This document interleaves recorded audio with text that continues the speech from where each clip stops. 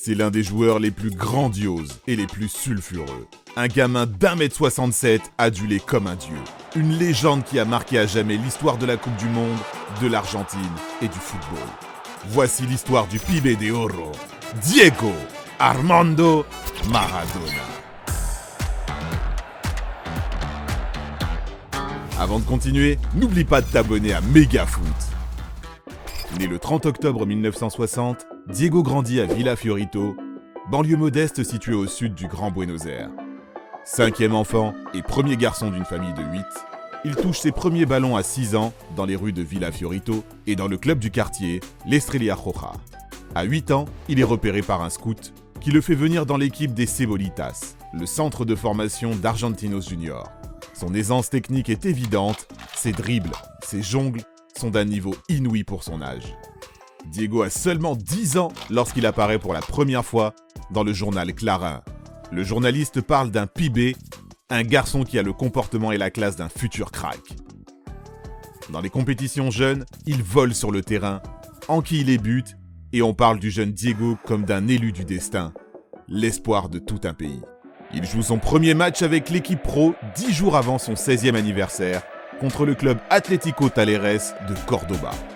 La légende dit qu'il met un petit pont à Juan Cabrera dès sa première touche de balle. Malgré la défaite du Bicho, tout le stade de la Paternale est affolé par les chevauchés du gamin aux cheveux bouclés. Dès sa première saison, le Pibe marche sur l'eau. Ses buts et ses gestes techniques enflamment les stades d'Argentine à une époque où règne le chaos depuis la dictature du général Videla, qui arrive au pouvoir cette même année 1976. Une saison pro suffit à Luis César Menotti pour le convoquer avec l'Albiceleste. Diego a 16 ans et joue son premier match à la Bombonera face à la Hongrie. Mais pour protéger le jeune phénomène, le sélectionneur décide de ne pas l'emmener à la Coupe du Monde 1978. Maradona pleure sa non-sélection. Mais Menotti lui confie les clés de l'équipe Espoir, que le jeune Diego mènera au premier titre mondial l'année suivante, aux côtés de l'autre étoile montante, Ramon Diaz. Les deux joueurs termineront co-meilleurs buteurs de la compétition et Diego meilleur joueur du mondial. Maradona attire les convoitises. River Plate lui propose un salaire dément, égal à celui d'Ubaldo Filol, gardien légendaire et joueur le mieux payé du club. Mais Maradona refuse l'argent de River Plate et préfère signer chez le rival Boca Juniors. 2 mois plus tard, les deux clubs se retrouvent pour le premier Super Classico. Boca humilie River 3-0 avec un Diego inarrêtable qui mettra par terre Filol et son défenseur Tarantini avant de marquer le deuxième but. Cette saison-là, il en scorera 28 et guidera la campagne victorieuse des Xeneises qui remporte le championnat argentin, le premier trophée en club de Maradona. En 82, direction l'Espagne. Pour le mondial tout d'abord, où Maradona connaît une première mitigée avec 3 défaites en 6 matchs et une élimination en deuxième phase. Mais l'Argentin reste du côté de la Catalogne puisque le FC Barcelone casse la tirelire et débourse 1 200 000 pesetas, record de l'époque, pour recruter la jeune pépite argentine. C'est vrai qu'à l'époque, ça coûtait moins cher d'acheter des jeunes cracks. À l'époque, c'est l'Athletic Bilbao de Javier Clemente qui domine le championnat espagnol. C'est donc en coupe que Diego fera parler de lui. En 1983, il remporte la Coupe du Roi, puis détruit à lui tout seul le Real Madrid en finale de la Coupe de la Ligue, au point que Bernabéu se lève pour applaudir le joueur 20 ans avant Ronaldinho. C'est également en finale de coupe que Diego provoque l'année suivante l'une des plus grosses bagarres générales de l'histoire du football, après la défaite face à l'Athletic.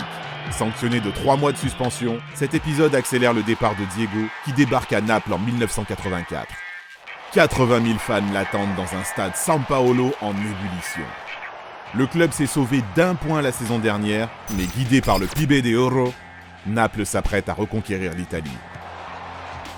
Pendant ses 2 premières saisons, Diego replace Naples dans le haut du tableau, les qualifie pour l'Europe, avant la grande saison 86-87. Mais avant cela, direction le Mexique pour la Coupe du Monde. Le 22 juin, l'Angleterre et l'Argentine se retrouvent au Stadio Azteca pour les quarts de finale. Dans les tribunes, on se souvient de la guerre des Malouines qui a opposé les deux pays 4 ans plus tôt. Et sur le terrain, on se souviendra de 2 actions qui vont marquer à jamais l'histoire du football. À la 51e minute, Maradona devance le portier Peter Shilton et pousse le ballon au fond des filets avec son poing gauche. Les Anglais protestent, mais l'arbitre Ali Benasser n'a rien vu et valide le but argentin. À la fois taquin et spirituel, Diego dira en conférence de presse que le ballon a été touché un peu avec la tête de Maradona et un peu avec la main de Dieu. Mais le divin, Maradona sait aussi le faire avec ses pieds. La preuve 3 minutes plus tard, lorsque Diego s'empare du ballon avant de dribbler tour à tour la moitié de l'équipe anglaise, puis de marquer dans le but vide. Popularisé comme le but du siècle, ce chef-d'œuvre qualifie l'Argentine pour les demi-finales. Maradona enchaîne avec une performance épique face à la Belgique, auréolée d'un doublé magistral. Quelques jours plus tard, il remportera face à l'Allemagne la deuxième Coupe du Monde de l'histoire de l'Argentine. Avec 5 buts et 6 passes décisives, Diego est naturellement élu meilleur joueur de la compétition. Maradona revient à Naples en champion, mais a d'autres trophées à glaner sur le vieux continent. Bien aidé par la défense de fer de Ciro Ferrara et les caviars de Salvatore Bagni, Maradona réalise une saison exceptionnelle avec le Napoli, à qui il offre en 1987 le premier scudetto de son histoire, avec en prime une Coupe d'Italie. Il rééditera l'exploit 3 ans plus tard lors de la campagne épique de 1990. Avec son nouveau pote et collègue d'attaque, Gianfranco Zola, Maradona et Naples distancent le Milan AC champion d'Europe de Baresi, Gullit, Van Basten et du jeune Maldini lors des 2 ultimes journées. Lumineux sur le terrain, Maradona révèle peu à peu son côté obscur. Diego est empêtré dans plusieurs scandales au sujet de son fils illégitime, de ses liens avec Luigi Giuliano, l'un des parrains de la Camorra, et surtout de son addiction à la cocaïne. Pelusa loupe des entraînements, des matchs, des rumeurs malveillantes circulent jusqu'à ce test antidopage où Diego est contrôlé positif à la cocaïne. Le dieu Maradona tombe en disgrâce, prend 15 mois de suspension et doit quitter le club Azzurri.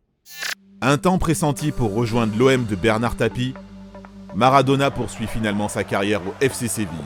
Une saison pour rien, avant de retourner dans son Argentine natale, au Newell's Old Boys pour un passage éclair, puis dans son club de cœur, le Boca pour terminer sa carrière. Le crépuscule d'une idole. Mais Maradona reste un dieu vivant. À Naples, le numéro 10 est officiellement retiré. Le stade d'Argentinos Junior est renommé Stade Diego Maradona. Les statues et les fresques murales de Pelusa ne se comptent plus en terre argentine. Diego apparaît dans des livres, des BD, inspire des films, des chansons comme ce hit d'El Potro Rodrigo en hommage à la main de Dieu, des groupes de rock argentins comme Los Ratones Paranoicos, à Manu Chao, la culture argentine est imprégnée du numéro 10. Le dieu Diego a même sa propre religion, l'église maradonienne, rassemblant près de 100 000 adeptes à travers le monde.